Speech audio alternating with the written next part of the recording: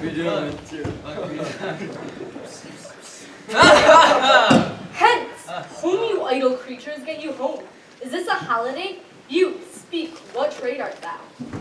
Truly, sir, in respect of a fine workman, I'm but, as you would say, a cobbler. But what trade art thou? Answer me directly.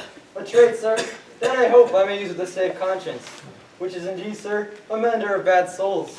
What trade, thou naughty knave? What trade? Nay, I beseech you, sir, be not out with me. Yet, if you be out, sir, I can mend you. What meanest thou by that? Mend me, thou saucy fellow? Why, sir, cobble you. I'm indeed, sir, a surgeon to old shoes. When they are in great danger, I recover them. But wherefore art not in thy shop? Why dost thou lead these men about in the streets? Truly, sir, to wear out their shoes. But indeed, sir, we make holiday to see Caesar and to rejoice in his triumph. Wherefore rejoice? What conquest brings he home? You blocks, you stones, you worse than senseless things. Oh, you cruel men of Rome! Knew you not Pompey? Many a time and oft have you climbed up to walls and battlements, your infants in your arms, and there have sat to see great Pompey pass the streets of Rome. And do you now put on your best attire? And do you now call out a holiday? And do you now strew flowers in Caesar's way that comes in triumph over Pompey's blood? Begone! Run to your houses! Fall upon your knees! Pray to the gods to intermit the plague that needs must light on this ingratitude! They vanish tongue-tied in their guiltiness. Marulus, go you down that way towards the Capitol. This way will I, and disrobe the images of Caesar, if you do find them decked with ceremonies. May we do so? You know it is the feast of Lupercal. It is no matter. Let no images be hung with Caesar's trophies. I'll about and drive away the vulgar from the streets. So do you too, where you perceive them thick.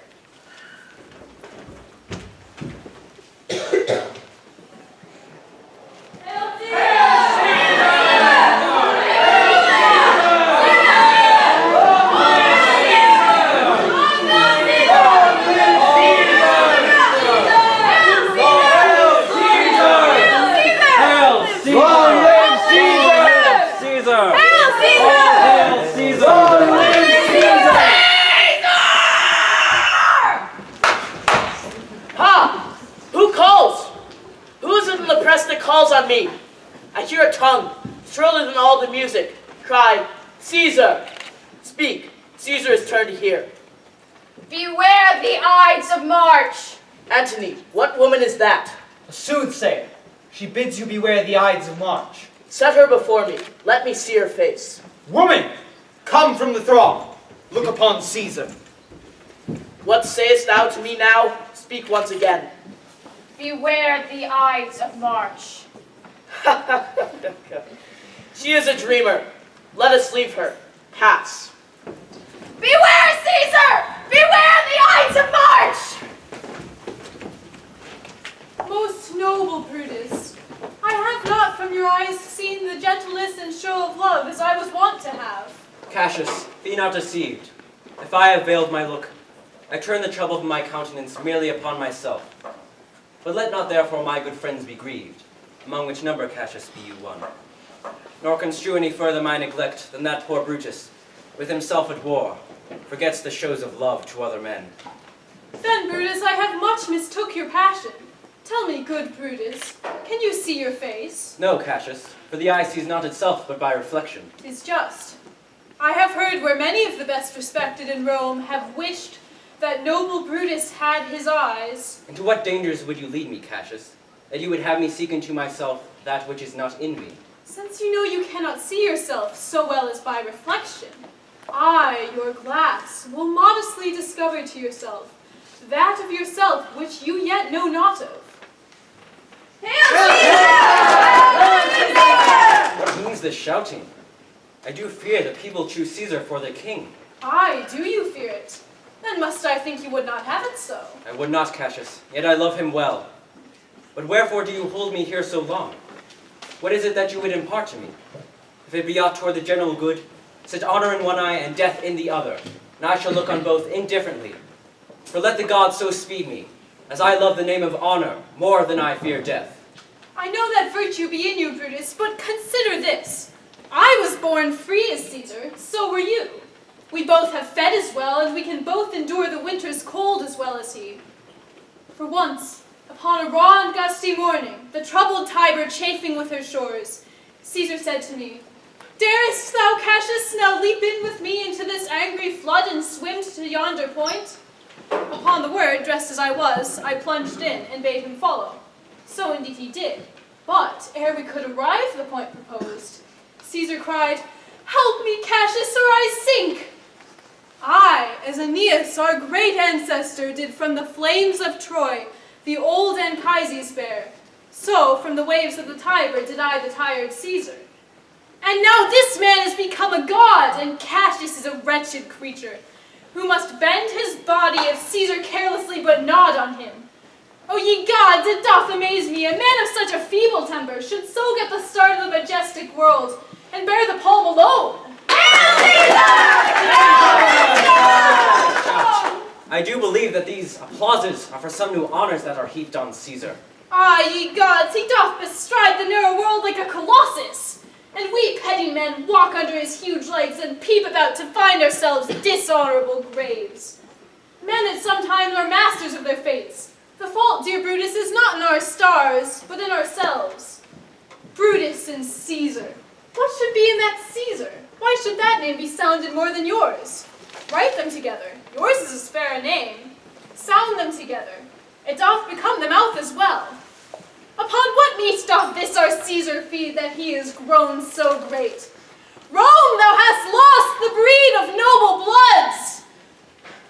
Noble Cassius, what you have said I will consider, and what you have to say I will with patience hear, and find a time both meet to hear and answer such high things.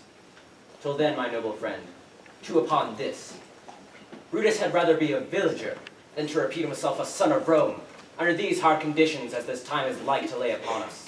I am glad that my weak words have struck but thus much show of fire from Brutus. The games are done, and Caesar is returning. As they pass by, pluck Casca by the sleeve, and he will tell us what hath preceded worthy note today. I will do so. But look you, Cassius, the angry spot doth glow on Caesar's brow. Calpurnia's cheek is pale. Casca will tell us what the matter is. Antonius, Caesar, let me have men about me that are fat, sleek-headed men in such as sleep o' nights. Yond Cassius has a lean and hungry look. He thinks too much. Such men are dangerous. Fear him not, Caesar. He is not dangerous. A noble Roman, and well given. Would he were fatter! But I fear him not. Yet if my name were liable to fear, I do not know the man I should avoid so soon as that spare Cassius. Such men as he be never at heart's ease, whiles they behold a greater than themselves, and therefore are they very dangerous.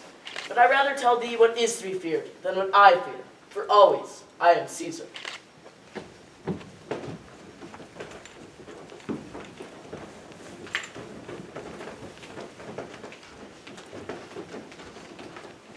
You pull me by the cloak. Would you speak with me? aye, Casca, tell us what hath chanced today, that Caesar looks so sad.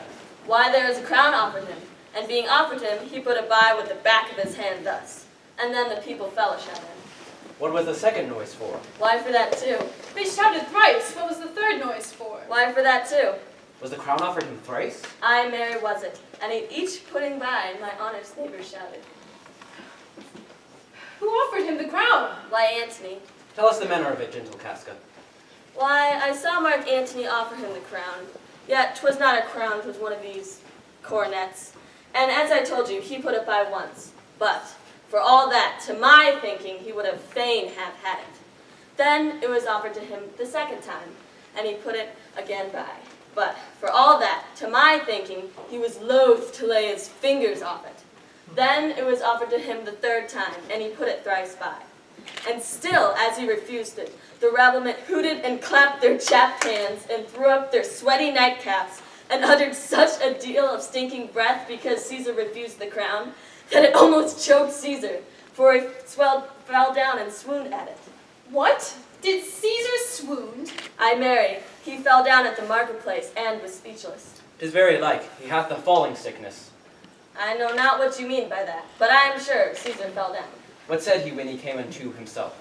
Aye, when he perceived the common herd was glad he refused the crown, he plucked me ope his doublet and offered them his throat to cut. But it was then he fell. And when he returned to himself again, he said that if he had done or said anything amiss, he desired their worships to think it was his infirmity. 3 or 4 wenches where I stood cried out, "Alas, good soul!" And they forgave him with all their hearts. And after that, he came thus sad away? Aye. Did Cicero say anything? He spoke Greek. To what effect? Well, for the people that understood him, they smiled and nodded their heads. But for mine own part, it was Greek to me. I could tell you more news too. Marullus and Flavius, for pulling scarves off Caesar's images, are put to silence. Will you dine with me tomorrow? Aye, if I be alive and your mind withhold, and your dinner worth the eating. Good. I will expect you. Do so. Farewell both. What a blunt fellow is this grown to be. So is he now in any execution of a bold or noble enterprise. And so it is. For this time I will leave you. Tomorrow, if you please to speak with me, come home to me, and I will wait for you. I will do so. Till then, Brutus, think of the world. Well, Brutus, thou art noble, yet I see thy honorable metal may be wrought from that it is disposed. Therefore it is meet that noble minds keep ever with their likes, for who so firm that cannot be seduced? I will this night, in several hands, in at his windows throw, as if they came from several citizens, writings, all tending to the great opinion that Rome holds of his name, wherein obscurely Caesar's ambition shall be hinted at. And after this let Caesar beware, for we will shake him, or worse days endure.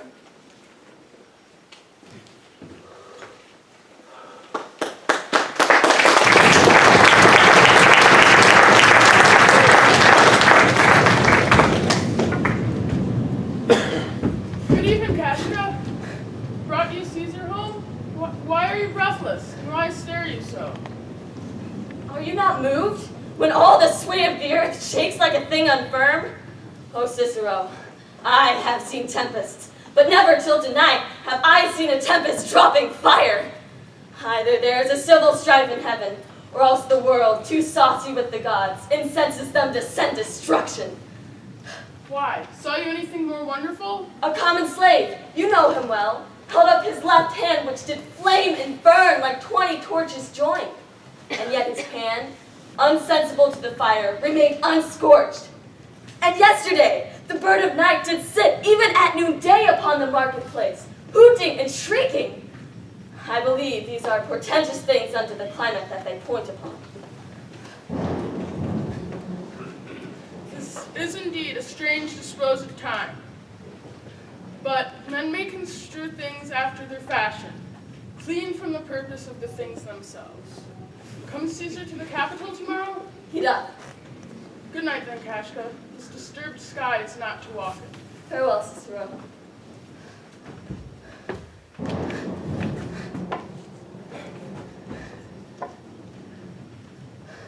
Who's there? Roman.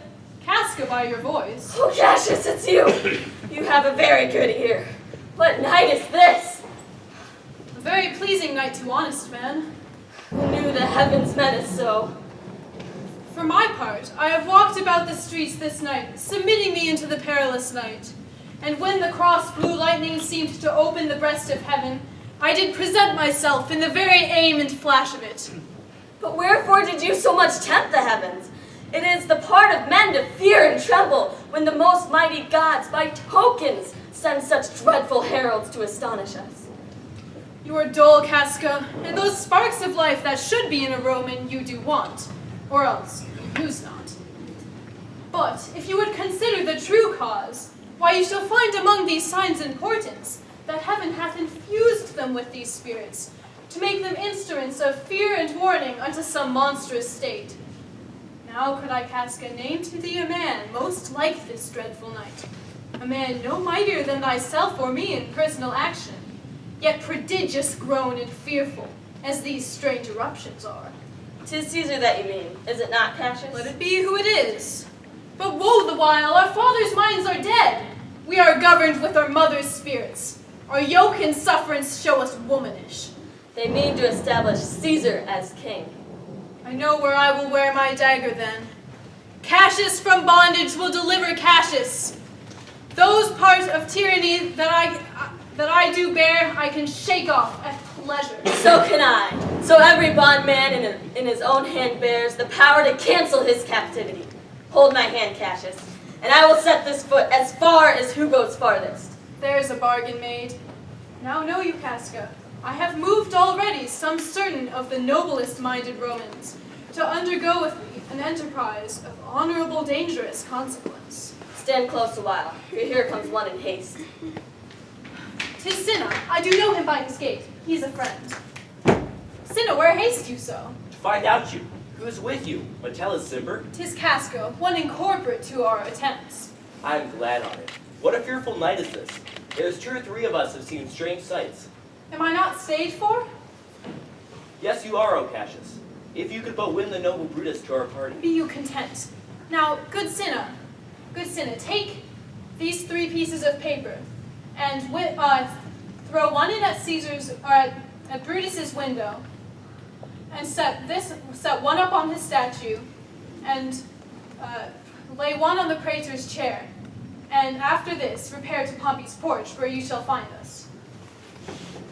Come, Casca, you and I will yet ere day see Brutus at his house. O Brutus sits high in all of our hearts, and that which would seem offense in us, his countenance doth change to virtue and to worthiness. Him and his great worth and our great need of him you have right well conceded. But look you, it is after midnight. Let us go. We will see Brutus and awake him and be sure of him.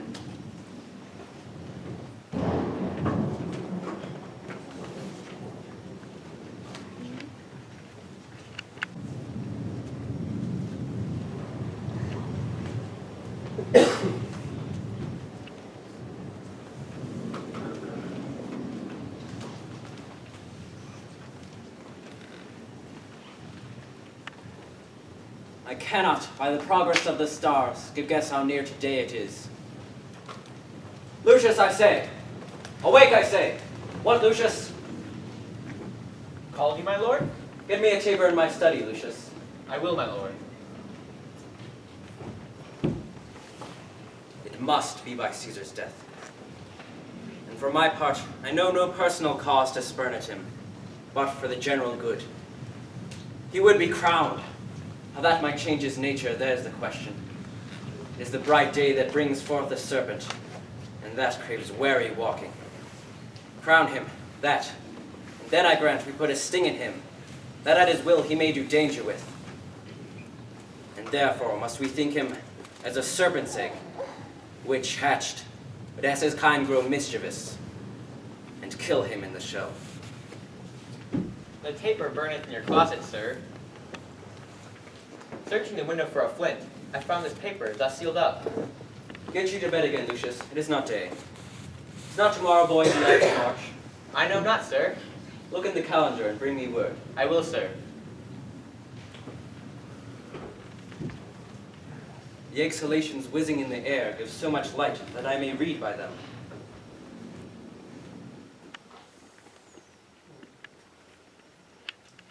Brutus, awake and see thyself. Speak, strike, redress. Your ancestors did from the streets of Rome the Tarquin drive, when he was called a king. Speak, strike, redress. Am I entreated to speak and strike?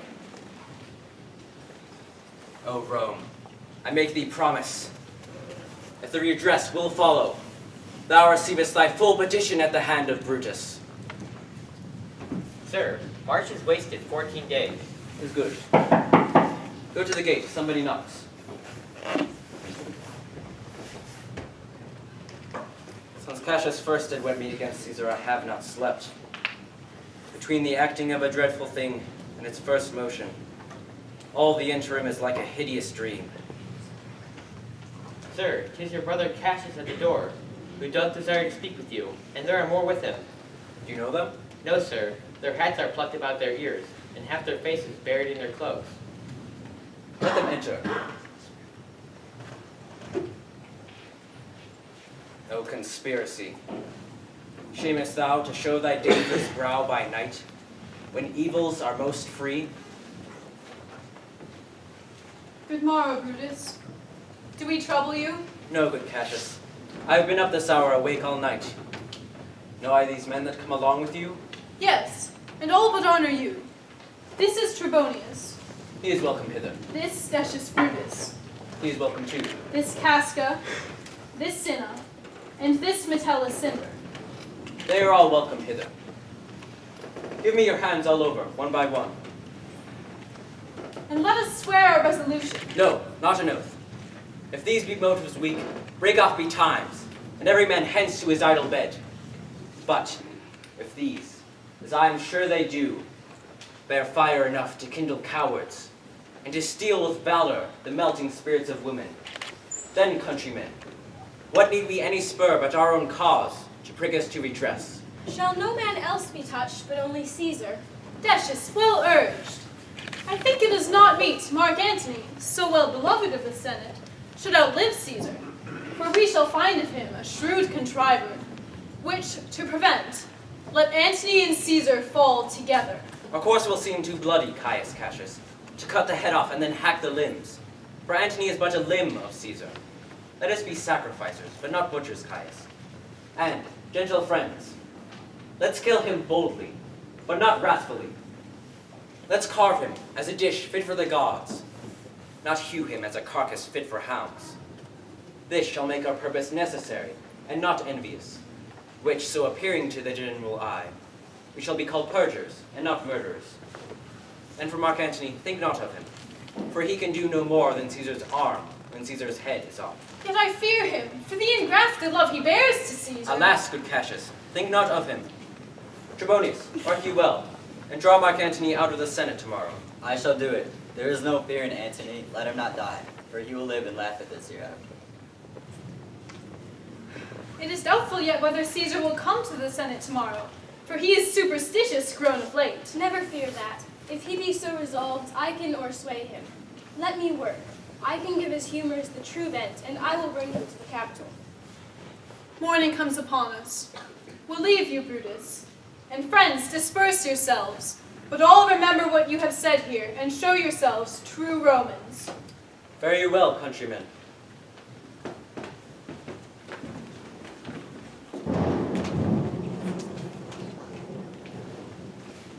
Brutus, my lord.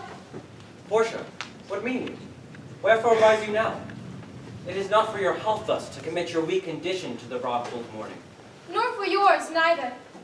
You've ungently, Brutus, stole from my bed. And yesternight, at supper, you suddenly arose and walked about, musing and sighing, with your arms across. And when I asked you what the matter was, you stared on me with ungentle looks. Some ill humor will not let you eat, nor talk, nor sleep. And could it work so much upon your shape as it hath much prevailed upon your condition, I should not know you, Brutus. Dear my lord, make me acquainted with your cause of grief. I'm not well in health, and that is all. Is Brutus sick? And is it physical to walk unbraced and suck up the humors of the dank morning? What, is Brutus sick?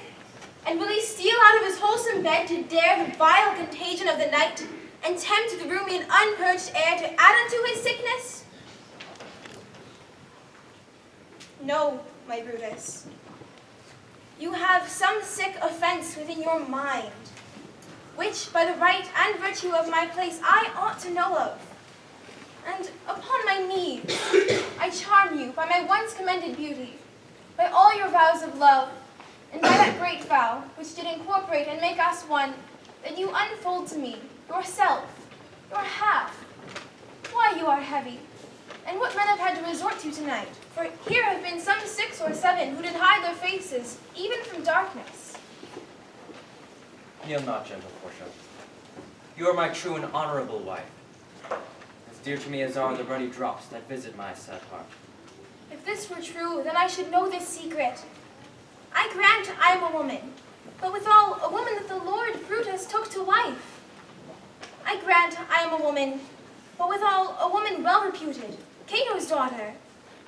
Think you I am no stronger than my sex, being so fathered and so husbanded? Tell me your counsels, I will not disclose them. O ye gods, render me worthy of this noble wife. Portia, let us go in a while, and by, thy bosom shall partake the secrets of my heart. All my engagements I will construe to thee, all the characters of my sad brow.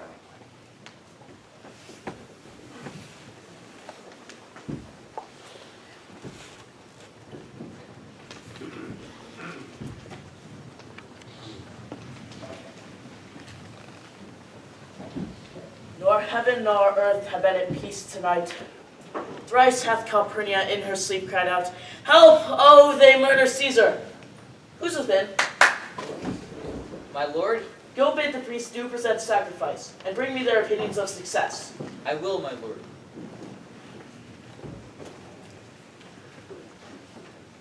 What mean you, Caesar? Think you to walk forth? You shall not stir out of your house today. Caesar shall forth, for the things that threaten me ne'er but looked on my back. When they shall see the face of Caesar, they are vanished. Caesar, I never stood on ceremonies, yet now they fright me. There's one within, besides the things that we have heard and seen, recounts most horrid sight seen by the watch. A lioness hath whelped in the streets, and graves have yawned and yielded up their dead.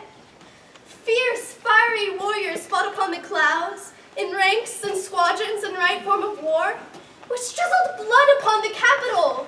The noise of battle hurled in the air. Horses did neigh, and dying men did groan, and ghosts did shriek and squeal about the street. Caesar, these things are beyond all use, and I do fear them. What can be avoided, whose end is purposed by the mighty gods? Yet Caesar shall forth, for these predictions are to the world in general as to Caesar. When beggars die, there are no comets seen. The heavens themselves blaze forth the death of princes. Cowards die many times before their deaths. The valiant never taste of death but once. What say the augurs? They would not have you to stir forth today, plucking the entrails of an offering forth. They cannot find a heart within the beast. The gods do this in shame of cowardice. Caesar should be a beast without a heart if he should stay at home today for fear. No, Caesar shall not, for danger knows full well that Caesar is more dangerous than he, and Caesar shall forth. Alas, my lord, your wisdom is consumed in confidence. Do not go forth today. Call it my fear that keeps you in the house, and not your own. We'll send Mark Antony to the Senate house, and he shall say you are not well today. Let me, upon my knee, prevail in this. Mark Antony shall say I am not well, and for thy humor, I will stay at home today. Here's Decius Brutus, he shall tell them so. Caesar, all hail. I come to fetch you to the Senate house.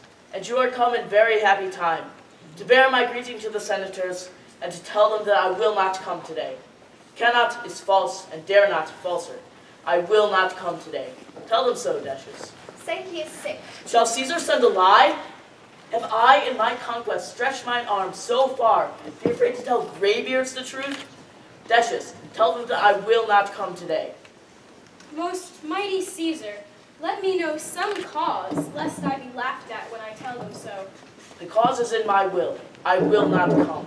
That is enough to satisfy the senators. But for thy private satisfaction, because I love you, I will let you know.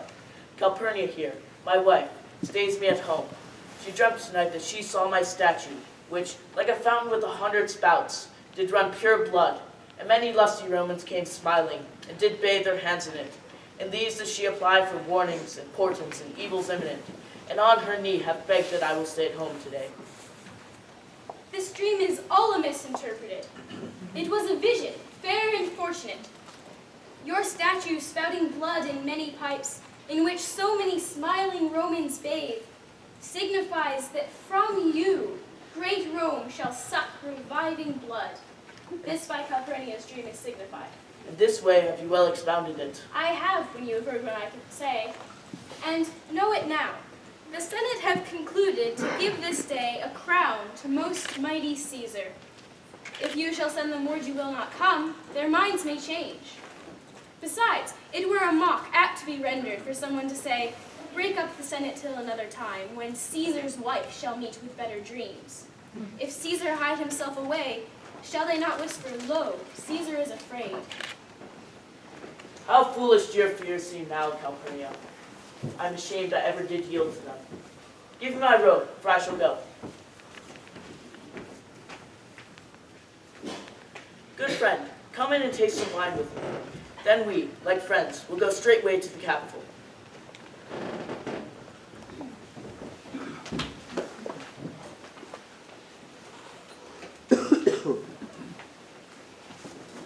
My pretty boy, run to the Senate house. Say not to Antony, but get thee gone. Why dost thou stay? To know my errand, madam. I would have had thee there and here again, or I can tell thee what thou shouldst do there. O constancy, be strong upon my side. Set a huge mountain between my heart and my tongue. I have a man's mind, but a woman's might. How hard it is for women to keep counsel. Art thou here yet? Madam, what should I do? Run to the capital, and nothing else? And so return to you, and nothing else? Yes, bring me word, boy, if thy lord look well, for he went sickly forth. And take good note what Caesar doth, what suitors press to him. Hark, boy, what noise is that? I hear none. I prithee, listen well. I heard a bustling rumor, like a fray. The wind brings it from the capital. Sooth, madam, I hear nothing. Come hither, woman. Which way hast thou been? My own house, good lady. What is it o'clock? About the 9th hour, lady. Is Caesar yet gone to the capital? Madam, not yet. I go to take my stand to see him pass on to the capital. Thou hast some suit to Caesar, hast thou not? That I have, madam. It will be so good, Caesar, as to beseech himself to hear me, then I shall ask him to befriend himself. Why, knowest thou any harms intended towards him? None that I know will be. Much that I fear may chance. Good morrow to you. Here the street is narrow, and the throng that follows Caesar at his heels of senators, praetors, and common suitors will crowd a feeble woman almost to death. I'll get me to a place more void, and there go to see great Caesar as he passes on to the capital. I must go in. Ay me, how weak a thing the heart of woman is. Run, Lucius, commend me to my lord.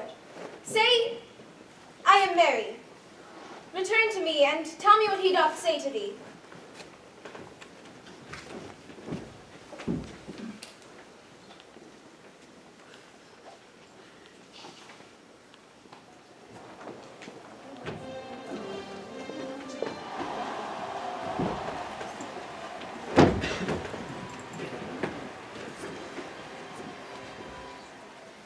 The Ides of March are come. Aye, Caesar. But not gone. Delay not, Caesar. Come to the capital. Remember, Caesar! Remember the Ides of March! That woman is mad.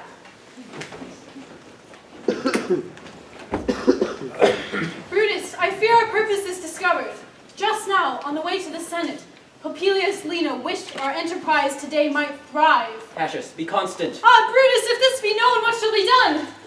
Cassius or Caesar shall never turn back, for I will slay myself. Cassius, let not our looks put on our purposes, but bear it, as our Roman actors do, with untiring spirits and formal constancy. Look you to Caesar and mark him. He smiles and speaks not of our purposes. Trebonius knows his time. For look you, he leads Mark Antony out of the way of the Senate. Where's Metellus Cimber? Let him go and presently prefer a suit to Caesar. Are we all ready? What is now missed that Caesar and his Senate must redress?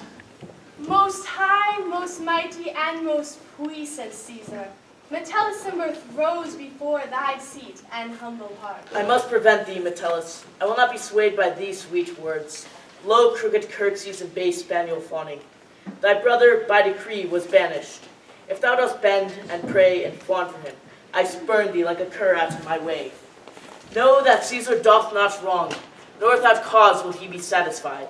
Is there no voice more worthy than my own to sound more sweetly in great Caesar's ear for the repealing of my banished brother? I kiss thy hand, but not in flattery, Caesar. desiring thee that Metellus Cimber may have an immediate freedom of repeal. What, Brutus? Pardon, Caesar, Caesar, pardon. As low as to thy foot doth Cassius fall, to beg enfranchisement from Metellus Cimber. I could be well moved if I was you. If I could pray to move, prayers would move me. But I am as constant as the northern star, of whose true fixed and resting quality there is no fellow in the firmament. That I was constant Cimber should be banished, and constant do I remain to keep him so. Oh, Caesar! Hence, wilt thou lift up Olympus? Great Caesar. Doth not Brutus bootless kneel? Speak hands for me!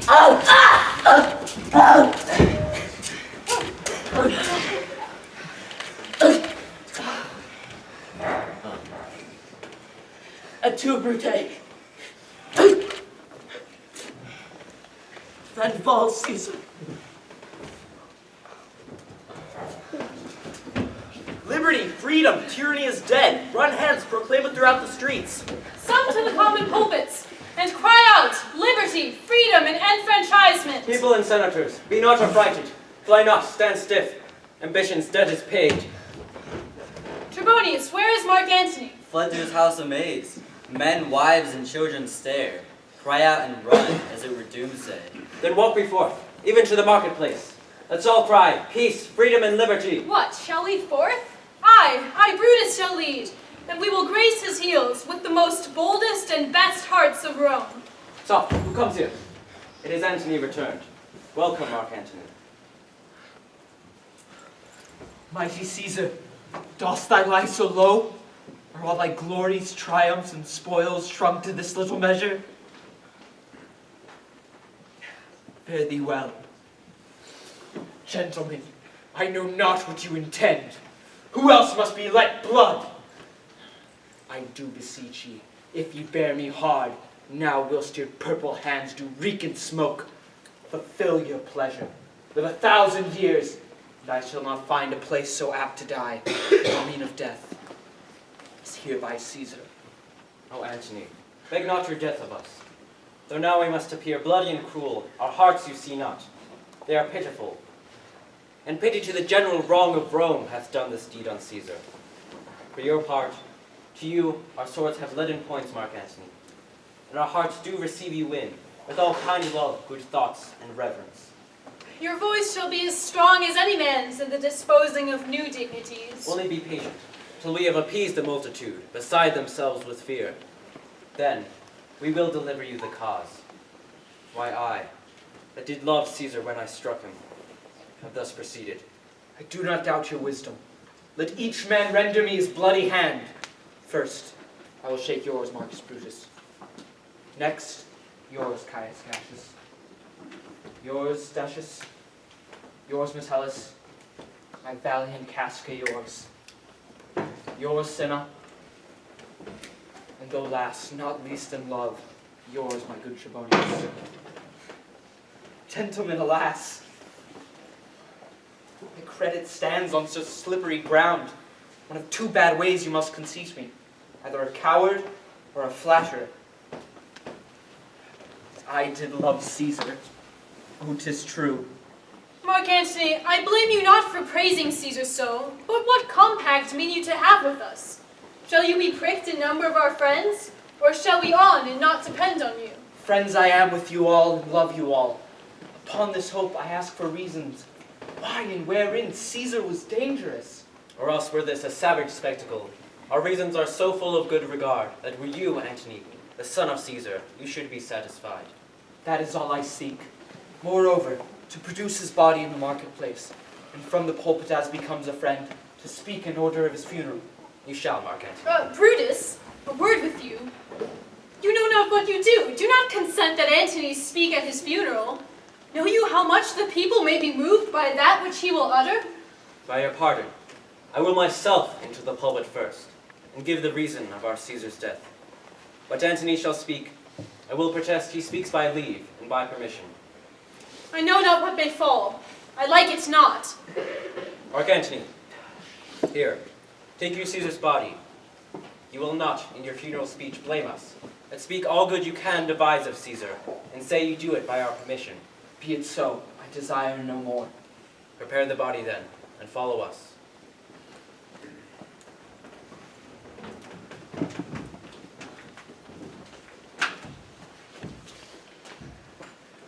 Pardon me, thou bleeding piece of earth, that I am meek and gentle with these butchers.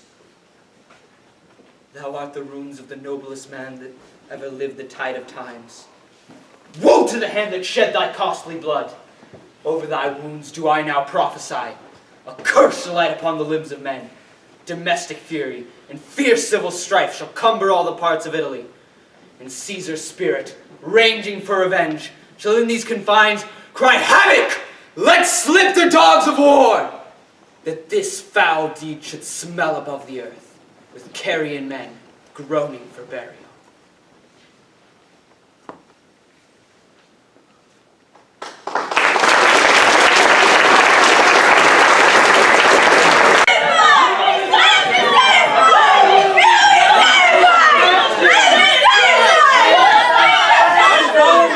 And give me audience, friends, and public reason shall be rendered of Caesar's death. I will hear Brutus speak. No, Brutus is ascended. Silence. Be patient till the last. Romans, countrymen, and lovers, hear me for my cause, and be silent that you may hear me. Believe me for mine honor, and have respect to mine honor, that you may believe. If there be any friend of Caesar's in this assembly, any dear friend, to him I say that Brutus's love to Caesar was no less than his. If then that friend demand why Brutus rose against Caesar, this is my answer. Not that I loved Caesar less, but that I loved Rome more. Had you rather that Caesar were living and die all slaves, than that Caesar were dead, to live all free men? As Caesar loved me, I weep for him. As he was fortunate, I rejoice at it. As he was valiant, I honor him. But as he was ambitious, I slew him. Who is here so vile that will not love his country? If any speak, for him have I offended. I pause for a reply. None have I offended. Here comes his body, mourned by Mark Antony. With this I depart, that, as I slew my best lover for the good of Rome, I have the same dagger for myself, when it shall please my country to need my death. My countrymen, good countrymen, let me depart alone, and, for my sake, stay here with Antony. Do grace to Caesar's corpse, and grace his speech tending to Caesar's glories, which Mark Antony, by our permission, is allowed to make.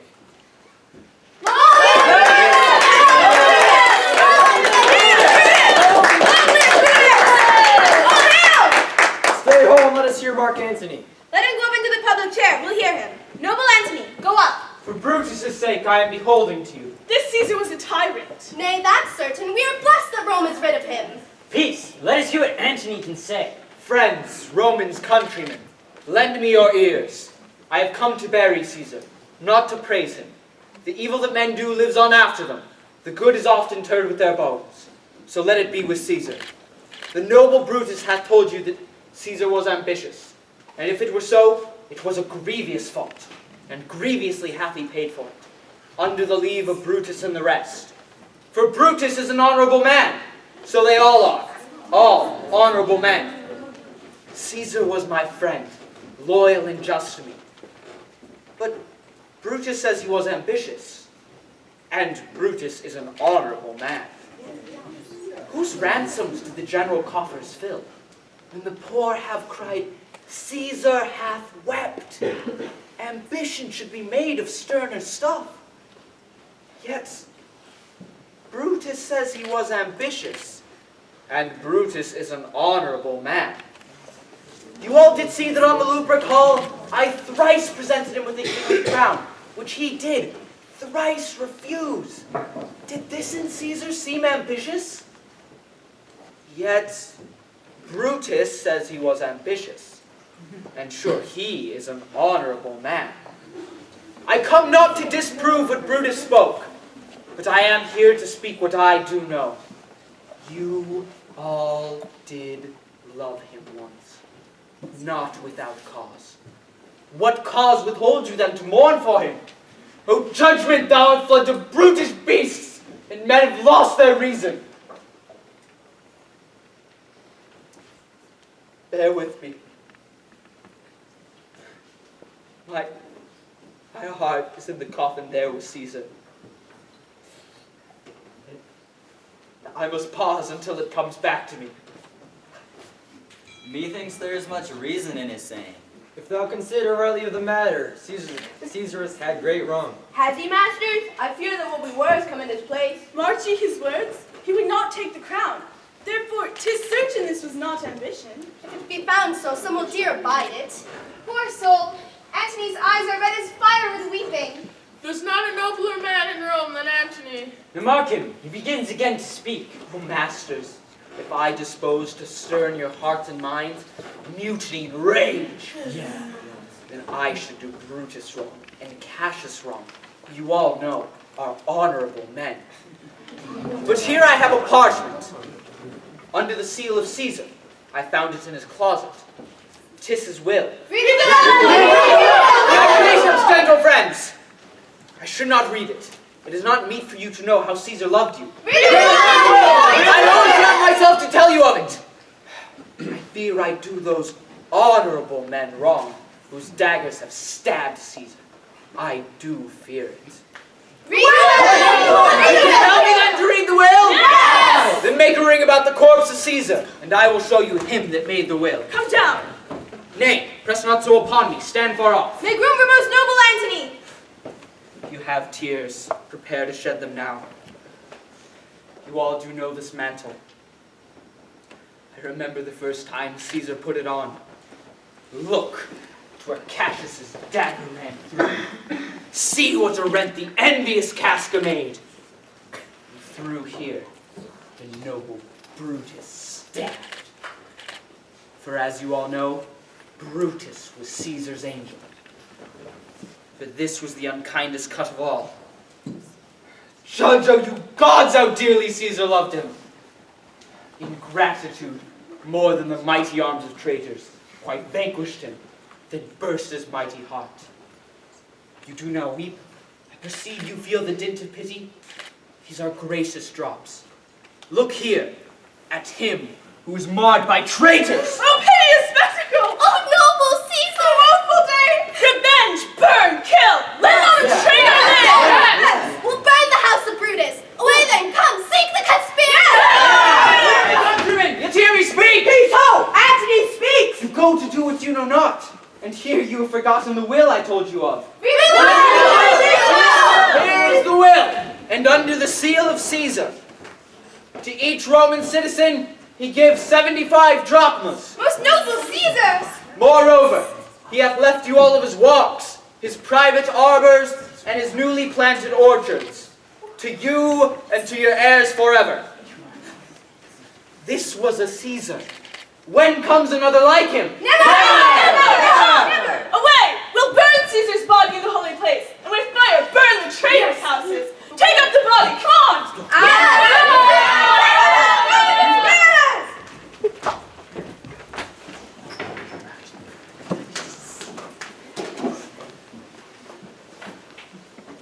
Now let it work. Mischief, thou art afoot. Take thou what course thou wilt.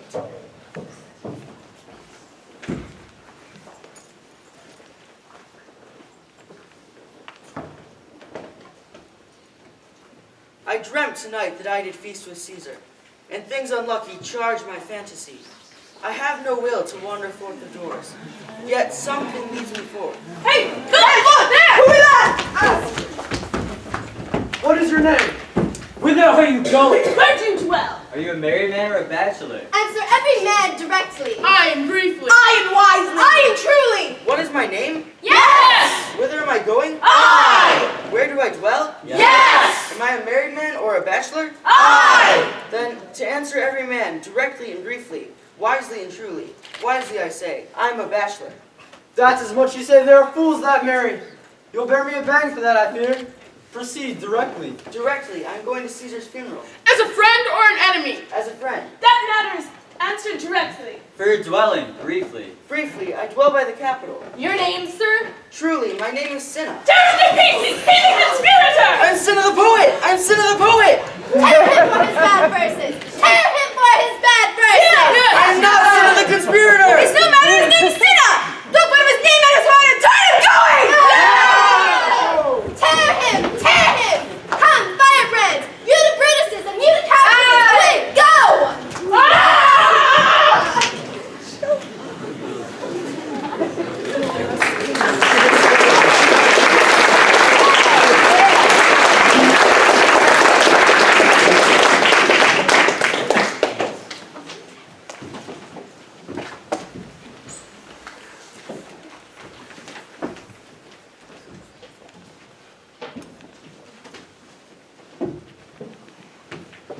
Stand ho. Give the word ho and stand.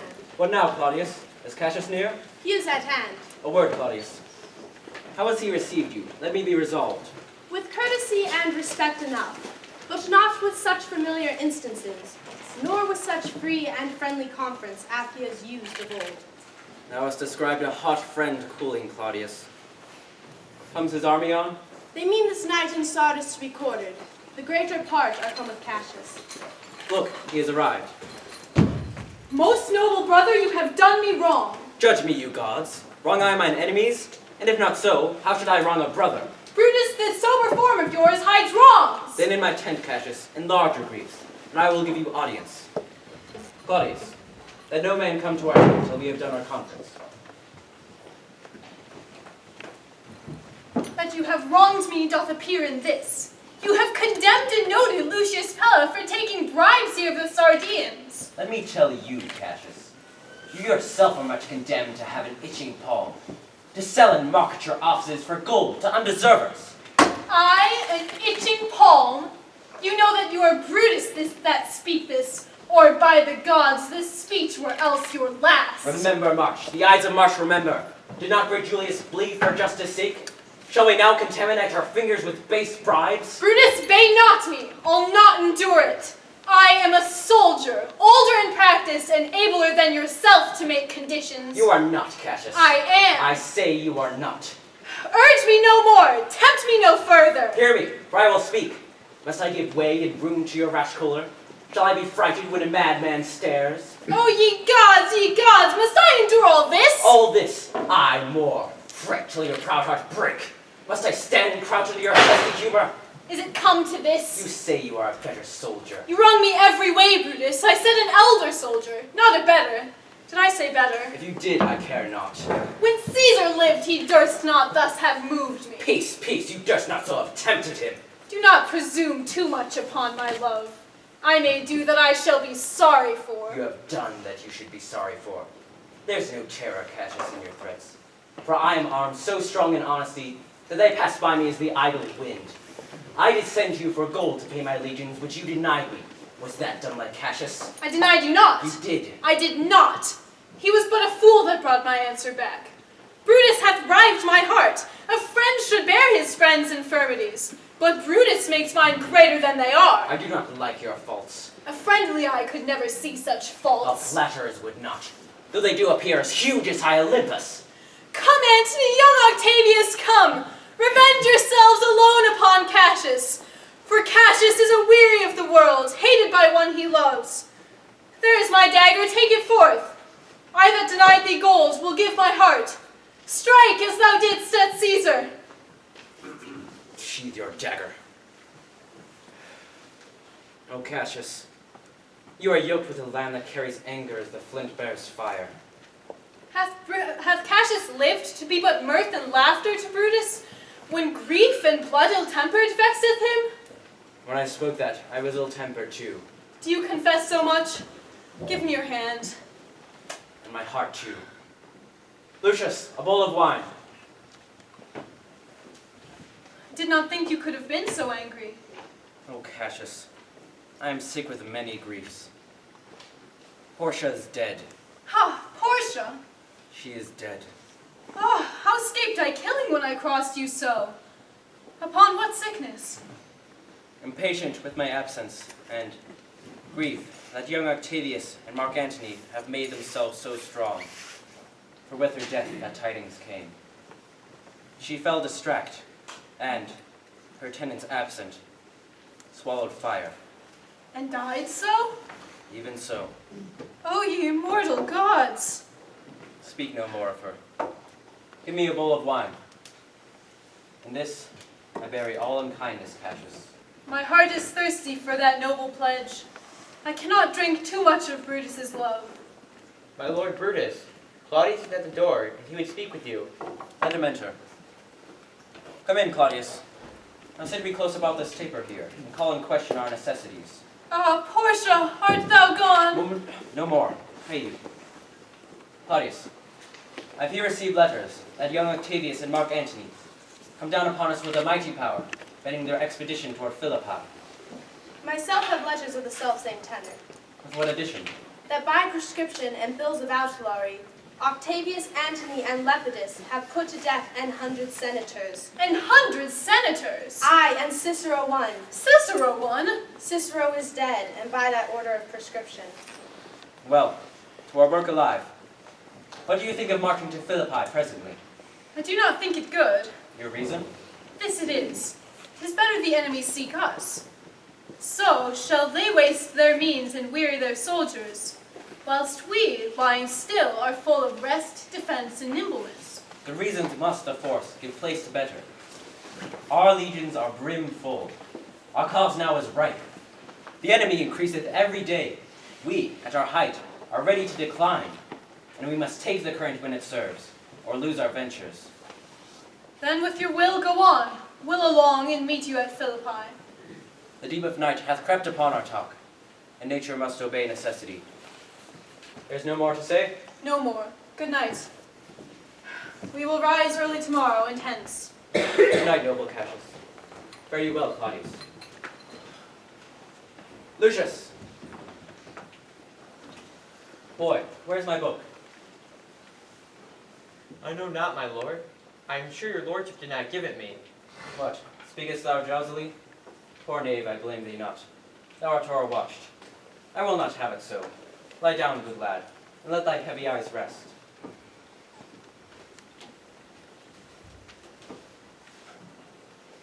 Look, here's the book I sought for so.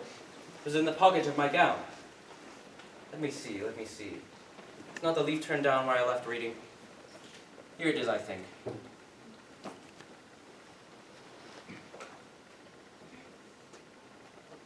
How ill this taper burns.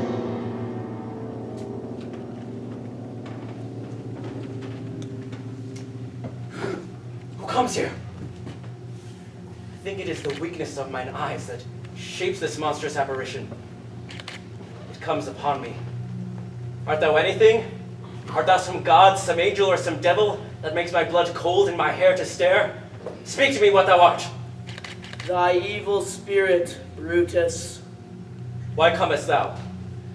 You shall see me again at the fields of Philippi. I shall see thee again.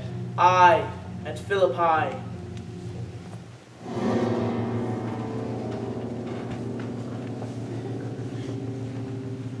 Now I've taken heart thou vanishest.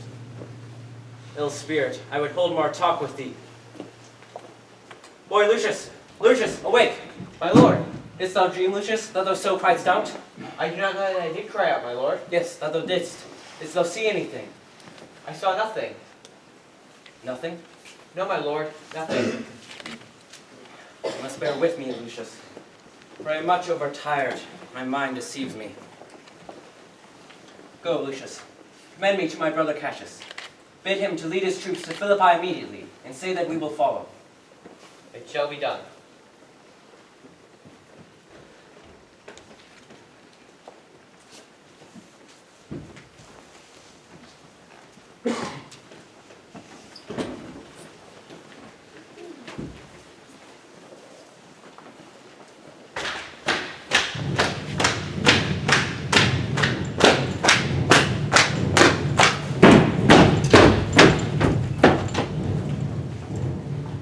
Now, Antony, our hopes are answered.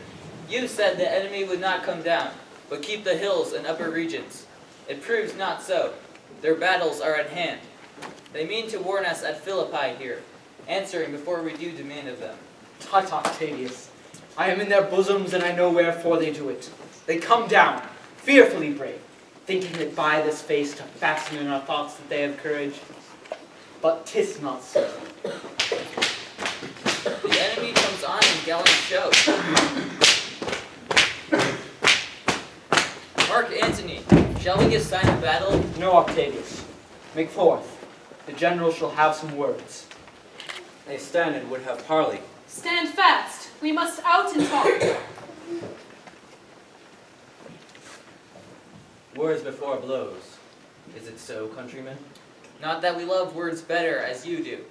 Good words are better than bad strokes, Octavius. In your bad strokes, Brutus, you give good words. Witness the hole you made in Caesar's heart, while crying, "Live long, hail Caesar!" Antony, the posture of your blows are yet unknown. But for your words, they rob the hive bees and leave them honeyless. Not stingless. Oh yes, and soundless too. For you have stolen their buzzing, Antony, and very wisely threat before you sting. Villains! You did not so, when your daggers hacked one another in the sides of Caesar. Come, come, look to the cause. I draw a sword against conspirators. When think you that the sword goes up again? Never, till Caesar's 33 wounds be well avenged, or till another Caesar have added slaughter to the sword of traitors. Octavius, thou canst not die by traitors' hands, unless thou bringest them with thee. So I hope. I was not born to die in Brutus's sword. Young man, thou couldst not die more honorable. Come, Antony, away! Defiance, traitors, we hurl in your teeth. If you dare fight, come to the field. If not, when you have stomachs.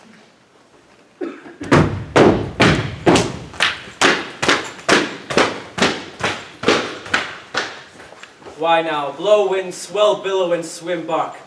The storm is up, and all is on the hazard. Now, Today, we set upon one battle, all our liberties.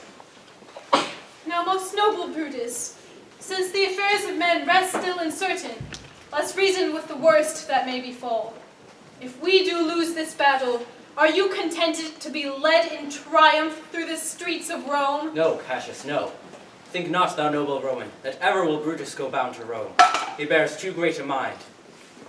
But this same day must end that work the Ides of March begun.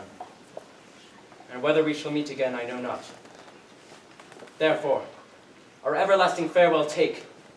If we shall meet again, why we shall smile. If not, why then, this parting was well made. Forever and forever, farewell, Brutus. If we do meet again, indeed we'll smile. If not, 'tis true this parting was well made. Why then, lead on. Oh, that a man might know the end of this day's business ere it come.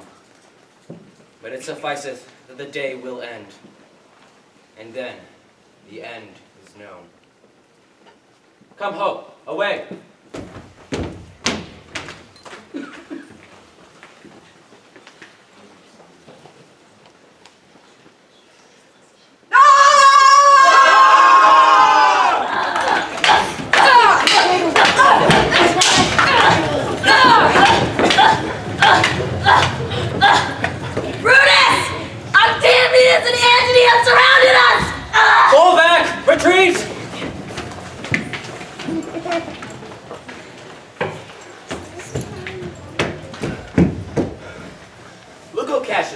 Surrounds us. Oh, Brutus gave the word too soon.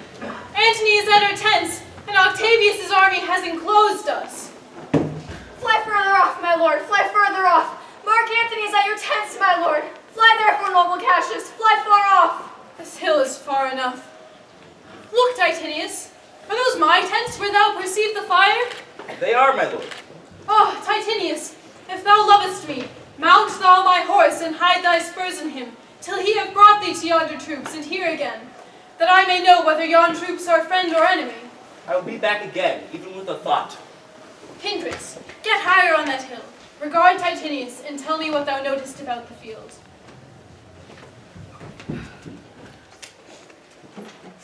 Today is my birthday. This day I breathed first. And where my life did begin, there shall I end. My life is run his compass.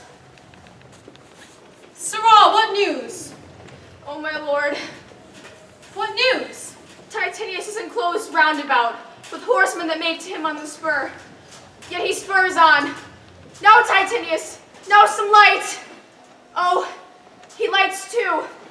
He's overtaken. And hark, they shout for joy. Come down, behold no more. O coward that I am, to live so long to see my best friend taken before my face. Come hither, Sirrah. In Parthia did I take thee prisoner, and then I swore thee, saving of my life, that whatsoever I did bid thee do, thou shouldst attempt it. Come now, keep thine oath.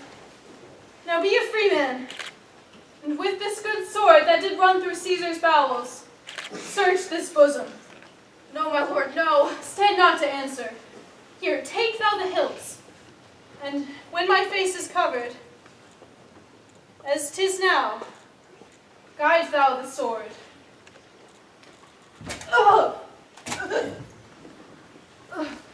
Caesar, thou art revenged, even with the sword that killed thee. So I am free. Yet would not so have been, erst I had done my will. O Cassius, far from this country Pindorus shall run, where never a Roman shall take note of him.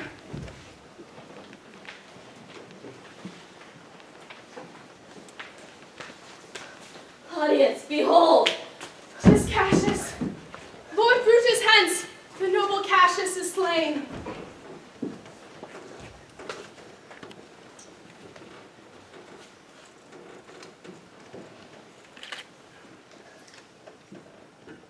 O Julius Caesar, thou art mighty yet. Thy spirit walks abroad the field, and turns our swords into our own proper entrails. Come, and to Thasos send his body for funeral. Friends, I owe more tears to this dead man than you shall see me pay. I shall find time, Cassius, I shall find time. In him ran the noblest of blood. Fare you well, O last of Romans. Come hither, good Volumnius. List a word. What is it, my lord? Why this, Volumnius. The ghost of Caesar hath appeared to me 2 several times by night. At Sardis once, and this last night, here at Philippi fields. I know my hour is come. It has not, my lord. Nay, I'm sure it is, Volumnius. Thou seest the world, Volumnius, how it goes. Artemis have beat us to the pit. Thus, even now, our cause is lost. Good Volumnius, thou knowest we two went to school together. Even for that, our love of old. I prithee, hold thou my sword hilt, whilst I do run at it. This is not an office of a friend, my lord. Fly, my lord, fly! There is no tearing here. Farewell, good Volumnius. My heart doth joy that yet, in all my life, I found no man, but he was true to me. I shall have glory by this losing day, more than Octavius and Mark Antony by this vile conquest shall attain unto. So fare you well at once, for Brutus's tongue hath almost ended his life's history. Night hangs upon mine eyes. My bones at rest, that have but labored to attain this hour. Fly, my lord, fly! Hence, I will follow. I pray thee, Lucius, stay thou by thy lord. Thou art a fellow of a good respect. Thy life hath had some smatch of honor in it. Hold then my sword. Turn away thy face, while I do run upon it. Wilt thou, Lucius? Give me your hand first. Very well, my lord. Farewell, good Lucius.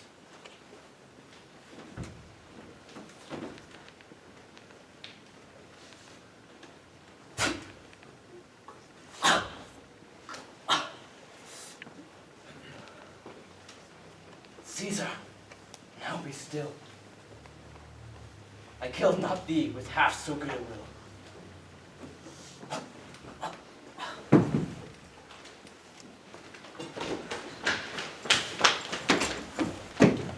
What man is that? Tis Brutus's man, Lucius. Lucius, what befell your master? He is free from the bondage you had put him in, for Brutus only overcame himself, and no man else hath honor by his death. Lucius, how died your master? I held the sword, and he did run on it. This was the noblest Roman of them all. All the conspirators, save only he, did that they did, out of great envy for Caesar. But he, in general honest thought and common good to all, was made one of them. His life was gentle, and the elements so mixed up in him that nature might stand up and say to all the world, this was a man.